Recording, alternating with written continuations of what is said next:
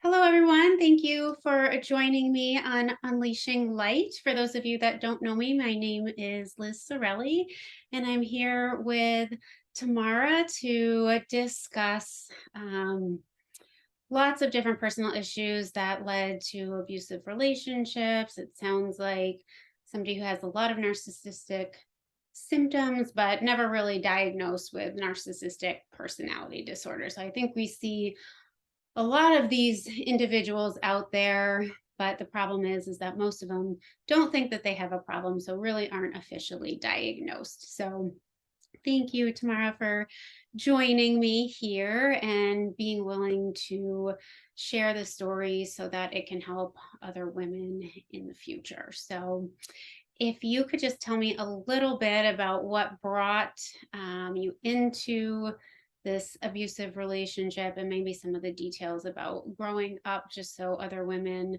may have something to relate to. Sure. So for me, it was basically when I was growing up, I grew up with only one single parent. All my life, I've been craving for the father's side of a marriage. I've been craving to have a dad. My mom was remarried when I was 6 to someone that it didn't work out. And then when we moved out of the city, she got remarried again when I was 12. The person she got married with, her second husband, he was extremely nice at first. There was no red flags at all. A little bit, he was maybe a little bit too extra nice. And then, like after 1 year or so, it's when things started to be a little bit off. It basically started with putting all their energy on me, kind of like making me do the things they always wanted to do, but they never did, blaming me for things that randomly were happening that I had nothing to be with of, and then just like basically kind of like put all the frustration for something that didn't go out good on someone else who's just a child.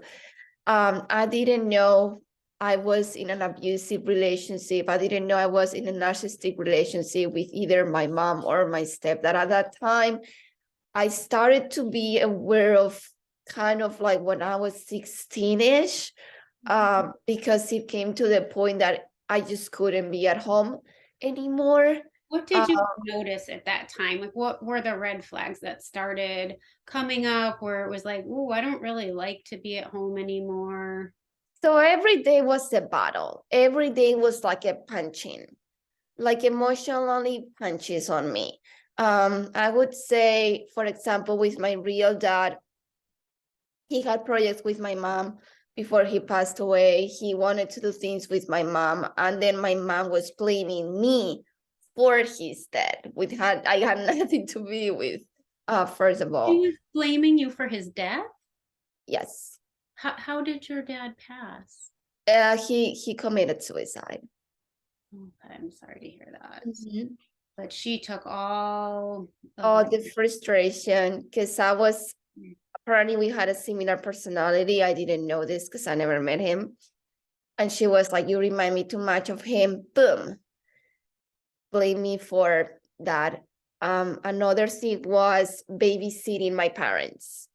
When you are growing up and you're a teenager, people are supposed to take care of you. You're not supposed to take care of people, especially grown up adults. Mhm. I had to take care of my mom because she was in such a bad, I would say, toxic environment with her spouse that the moment she would come from work, she would start taking pills, swallowing them, be laying on bed for hours until most likely dinner time, when she would wake up and do the dinner and everything.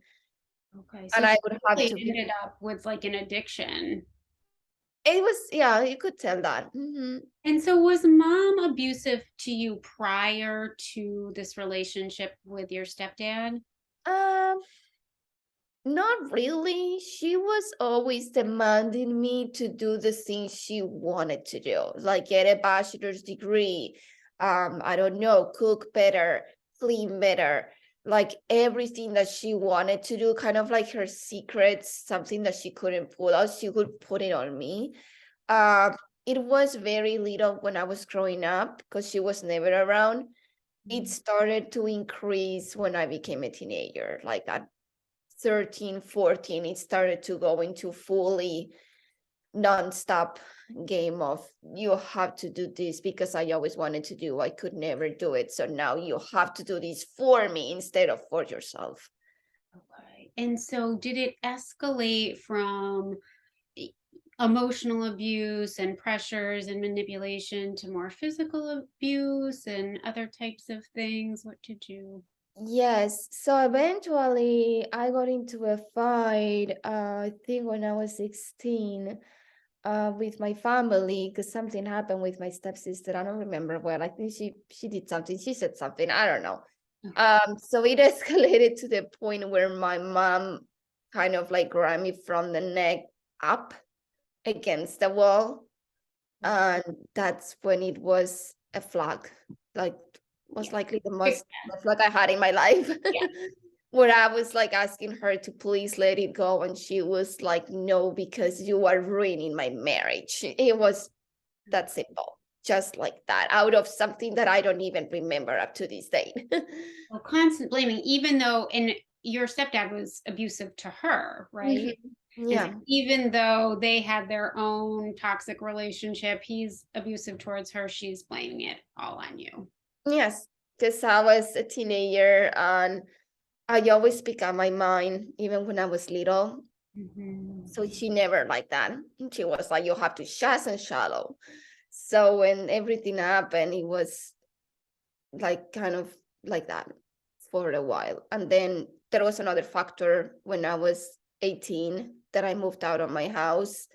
I wasn't homeless, but you could maybe these days call it homeless because I didn't have a place to stay permanently. Mhm. I was going from friends to friends to friends' house and some family members around, wobbling a little bit here and there. And I remember one time I called my mom and I was like, Mom, you have to come home. You have to be with me. I need you. There's nothing I have right now. I'm alone and I'm sad. And she was like, I'm choosing my husband before you because you are not worth it enough for me. Wow.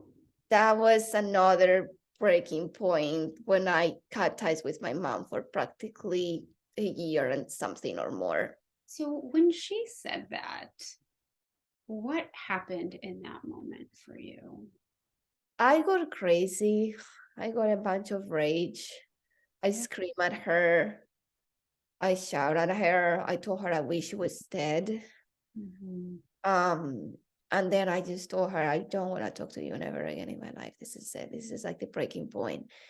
And then she tried to call my friends. She tried to call other family members, people that was staying with, like, look, it's just, I think I went a little bit too far. And then they were like, well, there's Yeah. nothing you can do at this point. It's up to her. It's not up to you because this is what you said. Yeah, yeah. Well, she did go too far, and she went too far prior to that too, Yeah. right? So, okay, so you're trying to manage the best you can, staying with friends and things like that. And at that time, you were still in, grew up in Spain and still living there, and Yes. eventually you got to the US. So, how did you figure all of that out? How did you pull yourself together and find the financial means and support to do that? So I started to go to therapy Mhm. because I didn't know what I had. I didn't know what narcissism was. I didn't know what domestic abuse was. I never thought that would ever happen to me. Mhm. I This went to is your therapy. normal. How you Yes, I grew up thought with. it was normal. That behavior from a parent, I thought it was everyone. When I would tell my friends I had an argument with my mom, they were like, oh, that's fine. Sometimes you fight. I was like, I don't think this is a normal fight. I don't think this is the fights my friends have with their parents. Right. So I was pushed by one my best friend as of today, to go to therapy. Mhm. My one of my closest friends that we are not friends anymore for specific reasons, Mhm. took me out of that environment. He offered me his house to stay. And I will always be grateful for that. Sure. Um, he pulled me out of that. He kind of made me see from the outside what Mhm. was going on. It took me practically a year to realize about the situation. I Yeah. started therapy, and then when I was talking to my therapist, she was like, look, it's not your fault. You need to be happy. You need to get away from here. You need to run. You need a break. You need to go rest, find yourself, pull yourself together, love yourself again, start over from scratch, get out of these toxic environments you have. Try Mhm. to find somewhere as far away as you can, disconnect from everybody, just talk to the people you know that they truly genuinely care about you, and then if even try to go back slowly, but do not let yourself like influenced by these people. Mhm. So the US came, basically part of my family they live here. Mhm. um my aunt at that time from Spain, she suggested me to go on a trip because she knew I was in a very bad situation. Mhm. I was depressed. I didn't eat. Mhm. I was studying by that time a bachelor's degree over there. I didn't know what I wanted to do. I was like in a very bad state. Sure. Um, and she kind of like forced me to go with her to this country. Mhm. And then I remember when I saw things, I think I was analyzing people's environments, like being observant and seeing that things didn't have to be the way they were anymore. That kind of opened my eyes a little bit more. And then when I came back, that was another breaking point because I almost get kidnapped by my stepfather. When you went back to Spain, Yes. and you were how old at that point? I was 20. Okay, so you went back to visit Spain or to live in Spain? So I came here first as a vacation because the visa only allows you to stay for 3 months. Sure. Okay. Then I had to go back, and I went back to start a student visa application. Mhm. Um, and then back then, when I went back, it's when things my mother was getting finally divorced. Everything was really bad. I was getting again taking care of my mom 24/7 with the pills and everything, and trying to again do things that you're not supposed to do as a young adult. Mhm. Um, in addition, my grandma was sick. My grandpa was going fully wacko because he was seeing his daughter going crazy, and he didn't have the time, the need, the brain, the energy to put up with. So I was taking care of that point of kind of like two people together, try to avoid be the neutral point in the family. Mhm. Um, so back then, after my mom got divorced, the same day she got divorced, her divorce was finalized. My stepdad tried to kidnap me How in a did he do car. that? Huh? How did he try to kidnap you? So he was basically, he loved to chase me and my dad places. He used to use a tracker on my phone when I was growing up. He used to put a tracker on my computer. He used to follow me with random cars that he would rent around the city. Wow. Um, the way he tried to kidnap me was he went to my grandparents' house, even though there was an order for not, I don't know how you call it in English, like a restriction order. A restraining order. Yeah. Yeah. He violated it. He went to my grandparents' house. He knew that I was gonna be there because I had at that point I had a routine because my per Sure. my doctor's advice, I had to create a routine of things I was doing and Mhm. try to stay with it for my sanity. So basically I was leaving to my therapist. It was a Monday, and I was walking towards the thing. Like there was my grandpa's house is like a decent big park on there on the entrance. So he was there on a random car. I didn't know what car he had because he used to rent all these random cars and just chases around. So one day it could be blue, one day it could be black, one day it could be gray. You didn't know. Yeah, he could have the element of surprise, right? Exactly, could be anything. And he just dragged me from my arm Mm. and forced me to get into the trunk of the car. trunk? The trunk was open. Wow. I ran. I never ran so much in my life. So he didn't successfully get you into the No, I kicked him. I was able to kick him. So at one point, I bit him on the hand because he grabbed me like this. I Mhm. bit him on the hand. I kicked him from behind. I ran. Mm. I never ran so much. I had in a few bashes that were like over there. He was screaming my name for like 5 minutes and then he gave up. Most likely because there were people that Mhm. were coming in the area and he didn't want to be noticed. I don't know. Whatever. And I was crying. I remember I was crying for like half an hour. I didn't know who to call. I didn't know where to go. I was scared of getting out. I didn't know what to do. And I remember Mm. calling my therapist on the phone and be like, I almost get kidnapped. I need help. Please send some cops or something because I cannot move. After that, I didn't get out of my house without for like a month at all. Because I was terrified. Mhm. And then with my friends, they would pick me up, drop me there, not just like outside, like inside my house, literally inside the building, because it was that bad. Mm. And it took me, I moved to the States when I was 21. It took me almost a year to recover from that. Yeah. Were charges ever pressed against him, or you just were focusing on just taking care of you? I wanted to get out. Yeah. I should have pressed charges. I was given an alimony or something like that, like some money, pity money, money, for something that wasn't even that. My family were completely against it. My mom was against it. My grandpa was against it. It's something that no one in my family talks about because it's just family secrecy and stuff like that. Um, so yeah, I never got anything from that. Okay. Just survive. Yeah. That's Understandable under those circumstances, right? Like that comes first, you know? all. Okay, so that incident happened, takes you a year to recover emotionally, mentally, and then is it at that point where you officially left Spain? Yes. So I left Spain in July 2014 officially. I was fine. I cut ties with everybody.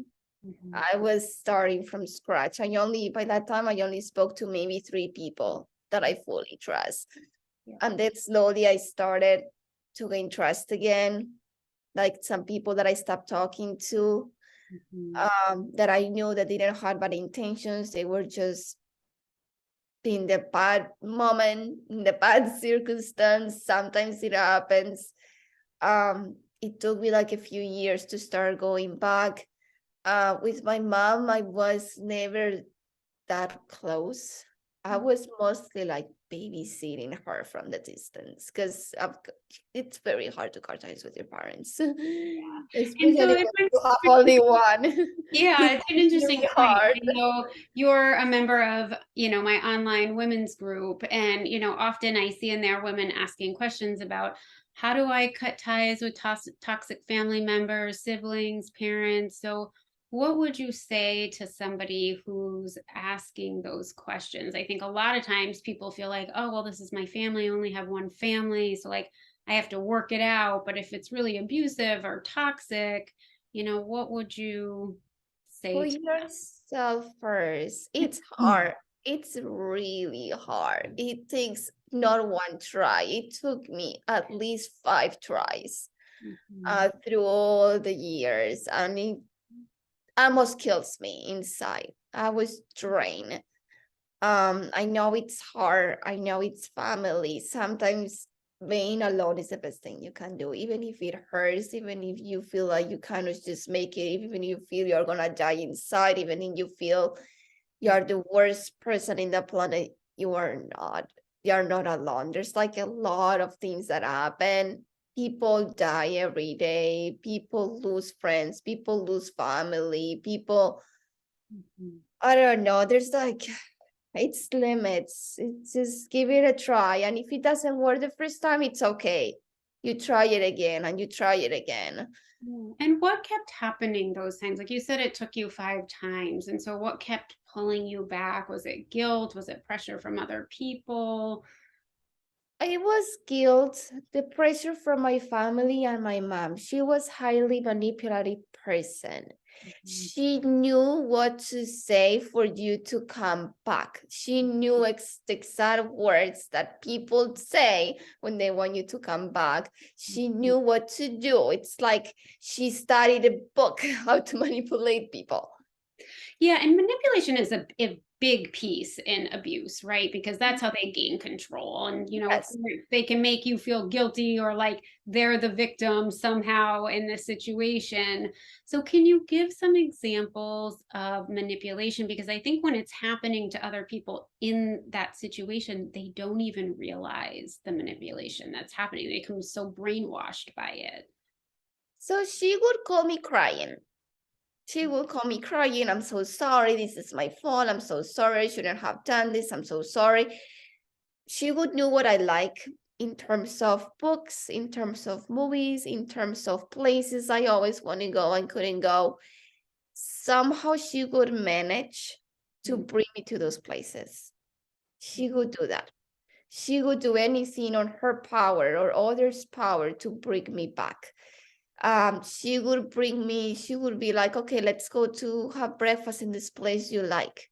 Mhm. Let me prepare you your favorite food. Let me keep telling you that I love you. Let me be. She wasn't a touchy person. She wasn't lovable per se. She was very distant with me. Practically never show any sort of emotions when I was growing up.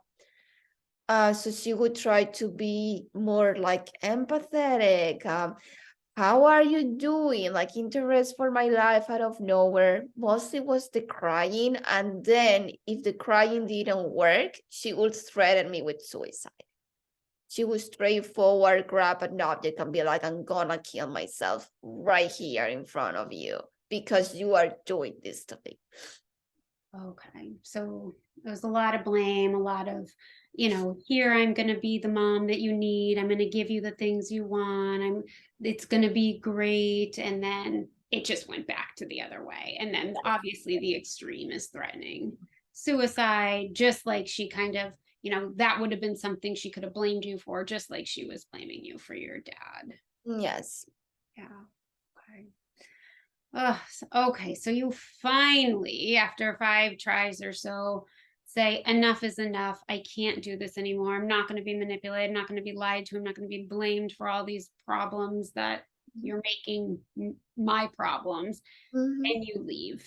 And so Mm-hmm. you get to the States, and then what happens when you're finally like, I've cut off these people, I trust a few people, and I'm trying to just move on with my life? How do you do that? I met my husband. Oh. I met my husband a few months after I moved to the States. I was in a very, very bad emotional state. I was rejecting him constantly because I didn't want, I was at a point where I didn't want to get close with people because I was terrified. And where Um, did you meet him? I met him in college. Okay. Yes. And we click. I didn't want it to make it official for a long time. I had my suspicions inside of me. I always, when you're in a kind of bad relationship where you are used to narcissism and you finally are aware of it, there's like tiny little red flags of like something that is super small that triggers your brain and you are like, I'm out of here. Or you get anxiety and stuff, signs like that.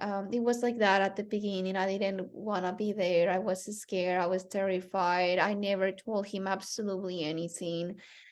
I never told him about my mom or my past until he went to Spain for a visit. Um, A and visit that is with when. you? Hmm? He went to Spain on a visit with you? No, he went to surprise me. Oh, okay. Okay. Yes, because I was on vacation. I was staying with my family, and he went out of the blue for Christmas. Excuse me. My family, they didn't know I was dating someone. My mom didn't know. I Mhm. had to tell her overnight.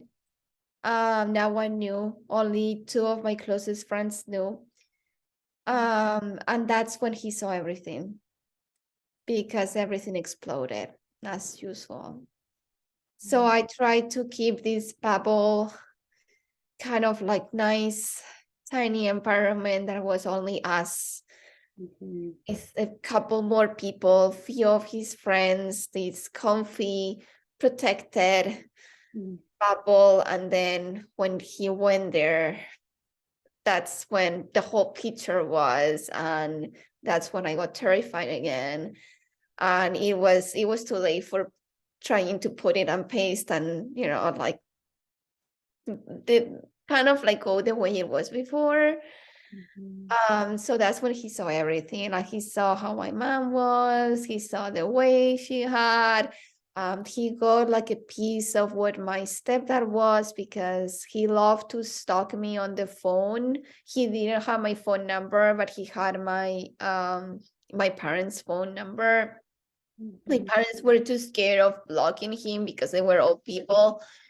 Mhm. So again, you get back to the usual of trying to manipulate you and put you back with them, even though they are the worst thing that can happen to you. Um, so that's when he saw everything, and he's always been very like supportive with me of What like you what have was to his cut ties. response though when he saw everything just imploding? Like, how did he respond to that? He was fine. He wasn't surprised. He was a little bit shocked because his parents are supportive. But for example, his sister, she's also narcissistic. Oh. So he kind of wasn't that off in a way that I'm gonna go and leave you. This is it. This is crazy. I'm out of here. He's had some experience with a Yes. narcissistic family member. Mhm. Got it. So he was trained in a way Mhm. to put up with that. And then after when we went to Spain, he's always been here in the States in our place, very much like you have to put yourself first. You have to do what makes you happy. You need to be happy. You deserve to be happy. You don't deserve this type of pain. You don't deserve this like very, I don't know, like security. That's what he brings me a lot. Awesome. Okay. Mhm. And so, what would be your message to other women that either have a family member who has a lot of narcissistic traits or is dating somebody who is presenting narcissistic? What do you want to say to those women? So when it comes to dating, and this is what I learned, again, I'm learning this from the perspective of someone's daughter. Mhm. At the beginning, they will not show those traits. I promise it will not be there. It will be all like pink and unicorns and everything pretty and perfect, Mhm. kind of for a movie. And then slowly it's the comments. Yeah. Like if you see that you have to start taking care of the other person constantly, if you see that the other person is making it all about them and not you, if something happens and you get upset and you are leaving and the other person tries to drag you back again, like in a very, not even by an apology, but just like, come here. Things like those. If they are blaming you slowly for things that happen, let's say a bad day at work, and Mhm. they are blaming you for it, or something with the car, or an unpredictable bill, or some So random yeah, call that was I not think paid. some people might have a hard time with like, oh, he had a bad day at work. He's just, having a hard time or it was stressful. So what's the difference if you can explain from the situation somebody coming home who had a bad day and they're just in a bad mood and need like some time to themselves in another room or whatever versus them taking it out on you? What did that look like for you? The screaming and the punching, it's too much anger inside. There's a difference between having a bad day at work and wanna be leave alone and be sad or upset and do the things that make you happy, kind of like find your comfort zone. Mhm. It's okay to disagree with your partner. It's fine. That's for relationship are sometimes, and it's okay. What it's not okay is to scream, to yell, to say all these horrible things to someone else just because. And of course, sometimes the punching. Like for me, a red flag is they don't have to punch you, just the table, just the wall. Of course, someone can have a moment of rage and have that and do that, but do that every time they have a bad day. It's not, that's a red flag for me. And two, you know, when somebody's experience rage and they're punching a table or they're punching the wall or they're punching the door, eventually the punch is going to hit you. And I Yes, think sometimes people are like, oh, well, it's just destructing property, or but he's never done it to me. He's never hit me. gonna do it to you eventually. I tell you that Yeah. it will, may take a month, it may take a week, it may take a year, Mhm. it may take 2 years, but it's gonna do it. Yeah, it's kind of where you're talking about this, you know, in the beginning, it's all love and rainbows and butterflies, and then things start to slowly change. It's like there's this grooming process, and then They like will isolate you a little bit isolate. slowly, Yeah. taking people, making comments. I don't like this person you look. I don't like this person you visit. I don't like this color. It doesn't fit you. The hair like this doesn't fit you. Don't wear this. Don't wear that. Like Mhm. you don't know. It's like playing with a puppet. You don't know. Yeah. And then by the time you know, it's nothing. What you mean, like nothing you can do or nothing? Nothing you have left off. No personality, no Mm, friends, no family. You don't know what you like. You don't know what you don't like. mhm. That's the normal. You are just there. So, yeah, can you speak a little more to the psychological effect that it does? Because I think that's where a lot of people get trapped, is that they just completely lose themselves. They start doubting everything they're thinking. They don't, you know, sometimes they're in one place and, you know, the person saying, no, you were over here. And they're like, was I over there? And they start questioning everything and they just start to feel like they're the crazy one. So, can you speak to that a little bit more? Yes. So I would say trying to find the words. Mhm. So it's mostly they tell you something. I don't know. I mean, I could put examples of my life. For example, you love a color or you love a music, some type of music, and they just don't like it. And every time you play that, they start to call you maybe a child, or they tell you that this is not for ladies, or this is not something you should listen to, or that music incites people to do some stuff. Like silly comments that they make that will make you feel uncomfortable. Mhm. Same with the clothes. Like if you, for example, love to wear dresses, a lot of us women, we love dresses. Some women like some colors. I don't know. Personally, with me was not with dresses because I never liked dresses. Mhm. But the pants, like I used to love wearing tight pants, Mhm. and he was always making comments on my figure because he knew I was insecure when growing up. So he started to make comments. Oh, that makes you too skinny. Oh, that makes you fat. Oh, that makes you like someone is gonna grab you.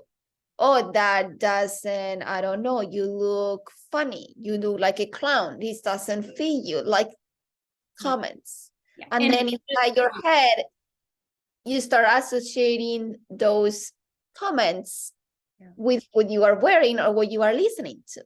Mhm. And you hear it over and over and over again, and you start to believe it. And you start to think that maybe you are the one that it's maybe it's your fault. Maybe you shouldn't do that because if he says that or she says that, maybe someone else may think in the same thing. I will not tell you to, not make you feel upset. So it starts creating like tiny little things inside your brain, to the point where you don't do that anymore because you think everyone is gonna think the same. Yep, you just start believing it. You believe it so much, you just are consumed by it and you take it as the truth. So, Mhm. okay. Well, how has life changed for you now that you have removed yourself from those toxic environments? It's been how long? How long have you been completely removed? So I don't speak to my stepfather since 2016 completely. Okay. I had to block him from everything. And once in a while, because this is how some abusers and narcissistic people are, Mhm. they will create fake profiles Yep. and start talking to you. Yep. And that's the part, that's when it gets hard. I usually tell people getting out is not the hardest. The hardest is putting your things together. Because when you get out of those relationships, you don't know who you are anymore. You don't know what you like. You don't know what you don't like. You don't know what you do. You are just standing there. And I think it's when you are the most vulnerable, because absolutely anyone could manipulate you the way they wanted to, because you don't even know yourself. Um, so I think that's when it's the hardest, the moment you don't know who you are. Mhm. There's like a very high chance you're just gonna go back, because like I said, what's left of you? There's nothing left of you. Mhm. Um, for me, it's like reinventing myself, like looking at pictures when I was little, Mhm. seeing things that I used to wear, seeing things that I used to get happy with, Mhm. asking friends, people that know me, Mhm. what makes me happy, Mhm. um, what things I like to do on my free time, um, going places. I avoid up to this date every single place I was with these people. I avoid them. Yeah. I haven't gone to some parts of Spain specifically because of it. Mhm. When I go overseas, and I have traveled because I travel also with them overseas, I try to avoid those places. Mhm. I try to avoid to eat the same thing I used to eat with them, Mhm. wear the same things I used to wear with them, even if It it breaks just my heart. it just causes triggers for you Yes, still to this day. still to this day. Like the triggers, I don't think they will ever go away. Mm. I think slowly you will learn how to manage them. Yeah. I also recommend people to go to therapy, because that's what I did. I still do up to this day. Yeah. I started going twice a week, and now I go like once every couple months or so, just for a checkup. Yeah. Because again, you never know when it's gonna hit you again. Especially some days it's harder than others. Um, and just rediscover what you like. Like if there's something, a smell you like, go for it. Even if you don't know what it is, go for it. Like trust your gut. Mm-hmm. Yeah. I mean, therapy is obviously very important. Different things are going to work for different people, but I think sometimes people go to therapy and they're hoping that it will solve everything and they'll Oh, talk. Yeah, I know. They'll talk to someone, but there is very specific trauma therapies and I just want to make sure I mention it because some people will go to therapy for decades and not actually get specific trauma therapy. So there is something called somatic experiencing and there is something called EMDR, which is eye movement desensitization and reprocessing. And those are really, really helpful in treating trauma because trauma lives fully in the body. Most people associate it with it just being in your mind, and it's not. It's whole body. That's when, people start having the anxiety and these triggers where their heart's racing or their body is sweating. That's because your trauma is in your body. That's not in your mind. And so it's those modalities really help to release the trauma, but different things work for different people and there's a number of things and some people therapy can be re-traumatizing if you're not ready, right? So, but I'm so thankful that you've dove into that and are doing some really hard work. Um, and so, what are the things in your life that have gotten better? What are the good things now that you're able to experience as a result of being out of that? Everything. I mean, it's sad to say, but and some people might think I'm crazy, but for example, when my mom passed away in 2018, that was like the last piece of it. I was really bad state for months, Mhm. and then it's like it all bloomed. Everything started to go back another way, but a good way for some reason. Like Yeah, I would explain think, that. yeah, so it was like the world started over, Mhm, like a video game when you reset it. mhm, So I didn't have, my mom was a big part for me of stress mhm, because it was babysitting, it was dealing with the comments, it was dealing with all this. I have to do this, I have to, and I love her to death up to this day. I don't blame her for her personality anymore. That's another part is forgiveness. awesome. Uh, so it started over like I have a good relationship with my spouse at this moment. Mhm, Sometimes we have our ups and downs, but I learned what genuinely love is. mhm, I had a family. I never thought I was gonna be able to have a family in my life because everything was so unstable mhm, that for me to keep something for a while, it was impossible because of circumstances. mhm, We have a home. I went back to, well, I always been in school, but I found like a purpose mhm. on it. And then I started to love people again slowly, like let people go in my life with not everything because there's these dark parts that you don't want others to see. Sure. Um, but most of it, I'm more like I went from being a social person to very, very, very introvert because I was terrified. Mhm. And now I've recovered that. Like I'm not as social as I used to be, but I'm much more than during those times. Well, And then trust. yeah, so I'm hearing a lot of really amazing things like forgiveness, understanding what real love is, trust, finding my purpose, doing the things you love, which are all the ingredients, right, of healing and birthing your beautiful life. And, to be, I think forgiveness is a tough word for people. So forgiveness is not, right, like saying the abusive things you did were okay. It's kind of like the forgiveness is for you so that Mm. you can move forward. So how do you describe the forgiveness that you found? So what I mean forgiveness is not give a pardon to these people that made your life miserable because that's always gonna be there in my opinion. Mhm. Like up to this day, I still haven't done forgiveness to my stepfather for what he did to us. Mhm. And I don't think I will ever be able to do that because that's extremely tough for me. Sure. With my mom, I think it was because she was my mom, she gave birth to me. And Mhm. then I needed that. I needed that to keep moving just for me to be able to breathe, for knowing that it's okay, for knowing that me being fine, it's okay if I am happy. There's nothing wrong with it. There's nothing wrong in try to start over again. There's nothing wrong in knowing what you love, in doing things you love.